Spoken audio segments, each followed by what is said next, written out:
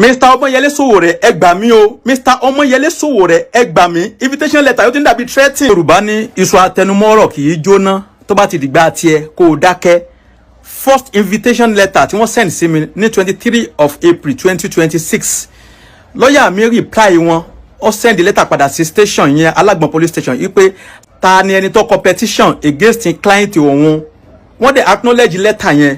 Wọ́n ò reply wá di sin lẹ́yìn ìgbà tí wọ́n acknowledge letter yẹn tán. Ọjọ́ kẹta sọ́jọ́ yẹn ni Saheed Shittu wá pè pé okay òun ni òun wà ń díẹ̀ ipe òun lòun competition.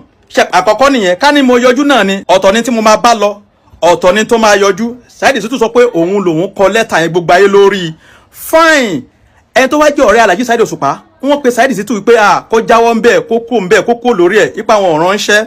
Fine Saheed Shittu gangan ó wá tẹ recording pé ẹ bá mi send sáfà súnmọ́ yìí pé òun ti jáwọ́ ń bẹ̀ òun ti pe àwọn ọlọ́pàá yẹn wípé kí wọ́n má wá mi kiri mọ́ ẹ ti understand wípé kí wọ́n má invite mi mọ́ ó ní kí wọ́n send voice note yẹn gangan sí mi voice note yẹn lélẹ́yìí.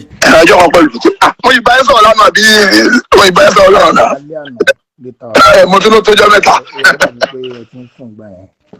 bẹ́ẹ̀ni sá. ọ̀rọ̀ àfàṣù náà tá a sọ yẹn. fi ànábì mọ́ ọmọ bẹ̀yìn bá a ṣe lọ sọ. ọlọ́ọ̀ni ẹ̀ máa fi ń bẹ̀yàn sá ọlọ́ọ̀ni ẹ̀ fi ń bẹ̀yàn. mo fi ànábì mọ́ ọmọ. àlọ́ ọlọ́ọ̀ni ẹ̀ fi ń bẹ̀rẹ̀. mo bọ́ lọ́hùn bẹ̀yìn. ẹ fi ọ̀rọ̀ ọmọ yẹn lẹ̀ gẹ́gẹ́ báyìí sọ ẹ má ṣe kankan pẹ̀lú ọ̀rọ̀ ọlọ́pàá yẹn mọ́ ẹ lọ terminate case yẹn èmi àti ẹ ti sọ̀rọ̀ láàárọ̀ yìí. ó rò pé tẹ́lẹ̀ bóyá ó rò pé àwọn Saheed àbájá náà ló fẹ́ mú un.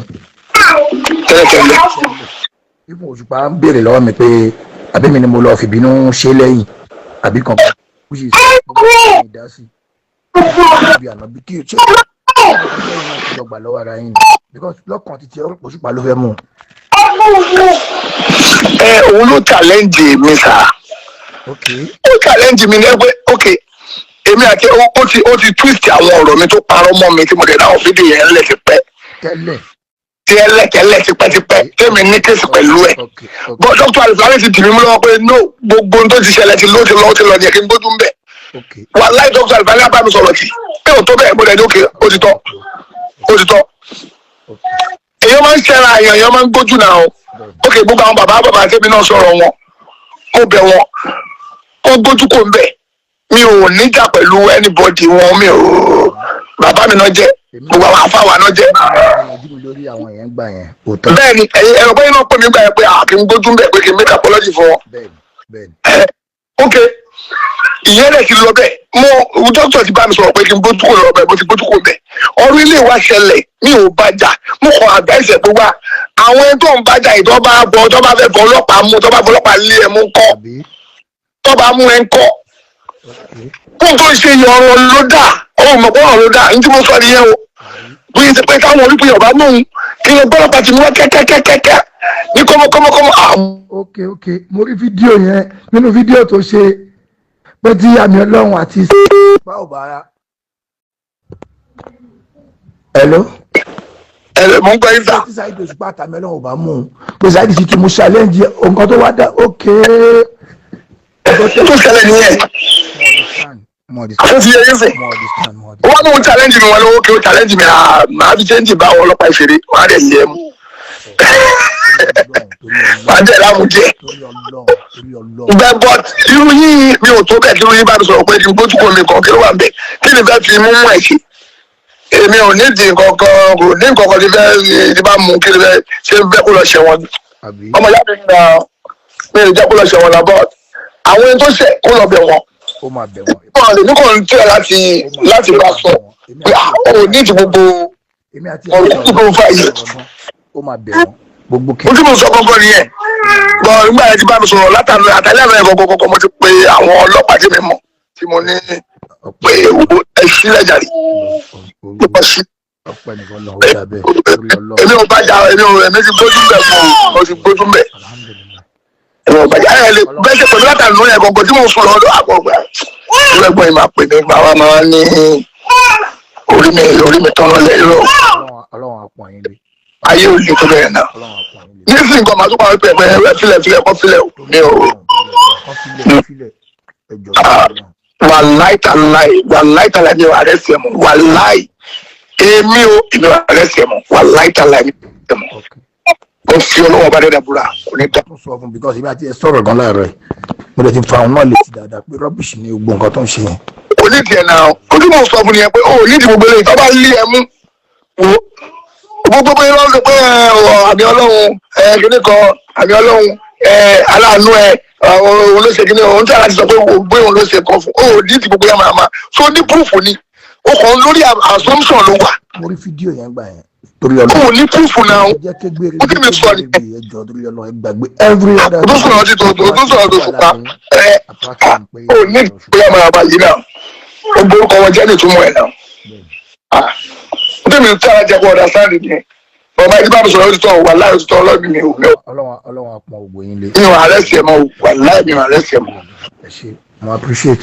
ọ̀rẹ́ ìsà ẹ sọ fún ẹ pé ẹ lè pé ẹ sọ pé mo sọ bẹ́ẹ̀ even voice kí lórúkọ ẹ lè sọ fún tó bá yẹ pé torí ẹ bá sọ pé mo sọ pé mo bàjá mọ́ pé ẹ ti gbójú mbẹ́ fún ọ. mo wá lè bá kí lè rí sà. ẹ bá mi ẹ lè send voice mi òun ẹ ti forgive ẹ mo lè send ẹ sí pé ẹ ti ní káwọn ọlọ́pàá yẹn fi gbogbo kínní ẹ lẹ. fóònù mi yìí mo gbẹ́sẹ̀ pé mo rìkọ́dù màá send rìkọ́dù yìí fún yín. mo mọ̀ rìkọ́dù yìí ni ò torí mi ò mo wò pé bẹ́ẹ̀ ṣe ń ba bẹ̀bẹ̀ lánàá ẹ̀ tí mo ti gbójú mo tún wò pé àbí bákọ̀bákọ̀ bọ̀ tí máa pé àwọn pípọ̀ ó ti pàwọn ẹ̀ lánàá ọ̀tà náà ò tẹ̀tẹ̀lẹ̀ o máa tún wá tún wọn pè é sí kọ́ gbójú lọ́wọ́ pátá wà láì. ẹ fàfà sùn ọ̀lẹ̀ torí ọlọ́run ọlọ́run ló mọ bó ṣe ń ṣe gbogbo nǹkan ẹ filẹ̀ ẹ bá wọlé mo ti sọ fún sípà náà mo ti sọ fún náà pé kán gbàgbé everything torí ọlọ́run. máa pe àwọn pípé yẹn padà láìpẹ́ yìí sí bọ́ máa dé send voice ẹ̀ sí àbáfin náà inú bẹ́ẹ̀ jámọ́ o mo ti gbójú mbẹ́ o ní o wọ́n ti àwọn tó lè dì mí lọ́wọ́ náà lọ́ọ́ dì mí lọ́wọ́ yìí pé kí n gbójú mbẹ́ inú bẹ́ẹ̀ jámọ́ o. ẹjọ́ tó yà náà bí mo ọmọ torí ọlọ́run. irú yóò tó bẹ́ẹ̀ láti pè mí pé àbáṣá ìdí kí ló ń ṣe náà láyé ẹ kéré nu ayé náà. ẹjọ́ torí ọlọ́run ọmọ appreciate ọlọ́run apọ̀ yín lé.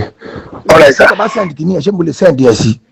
ẹsẹ̀ díẹ̀ sí náà ni mà ẹsẹ̀ díẹ̀ sí kọ́pọ̀ àti balẹ̀ pé mi ò mi ò lé mọ́ mi ò bàjá mọ́ mi ò fọlọ́pàá mọ́ wà láì. ọ̀rẹ́ ìsà. ọ̀rẹ́ ìsà.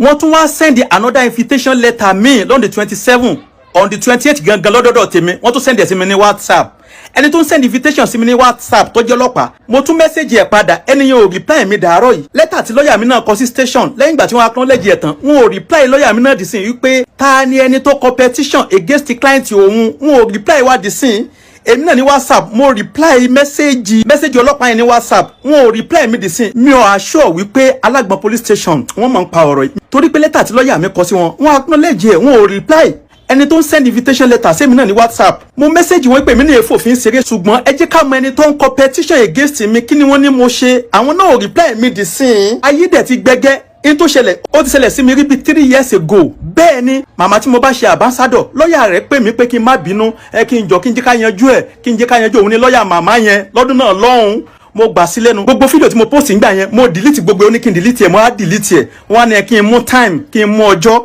ká wá pàdé ká ṣe meeting pẹ̀lú òun àti màmá yẹn a wá fi meeting point sí Lagos Island ṣe ńgbà tí mo débẹ̀ tán pẹ̀lú Ọlọ́run ní kí n mú lọ́ọ̀yà lọ́wọ́ bí àwọn ọlọ́pàá ṣe dé bí mo ṣe wá arrest mi lọ́dún náà lọ́hùn yẹn bí ó ṣe wá arrest mi nìyẹn ó ti ṣe mí rí ẹ dákun ta ló kọ petition against mi kí ni wọ́n ní mo ṣe first invitation letter Saheed Shittu sọ pé òun ni ó dẹ̀ sọ pé òun ti jáwọ́ ta ló wá send ilé tí ò lè forúkọ ẹ̀ sí gbogbo àwọn àgbààgbà ilẹ̀ Yorùbá wọ́n forí korí wọ́n fi kùnlùkùn wọ́n ní kí n ṣe apology video mo ṣe kínní ìkejì ìkẹta mo ní ẹ má bínú o ẹ má bínú o ẹ má bínú o tó bá jẹ́ pé àwọn yẹn náà ni wọ́n sì tún bínú ẹ jẹ́ ká mọ̀ pé yín ni kí n dẹ̀ yẹjú sí station pẹ̀lú lọ́ọ̀yà mi ayé ti gbẹgẹ́ station kìí ṣe pé wọ́n ṣèkó mọ́ ń bẹ̀ wọn ò dẹ̀ sòkó àgbà ń bẹ̀ pé wọ́n invite ẹ ta ló invite mi sí station ta ló kọ petition against mi kí ni wọ́n ní mo ṣe kẹ́ẹ̀dẹ̀ sọ pé ẹni báyìí ní kí n dẹ̀ mú lọ́ọ̀yà mi lọ kí n dẹ̀ máa bọ̀ very simple. Mr. Ọmọyẹlé Sowore ẹ gbà mí o Mr. Ọmọyẹlé Sowore ẹ gbà mí invitation letter yóò ti ń dàbí threatening àwọn course náà ń pè mí tí wọ́n ń threatening mi I don't know ó ti dàbí threatening báyìí Ọmọyẹlé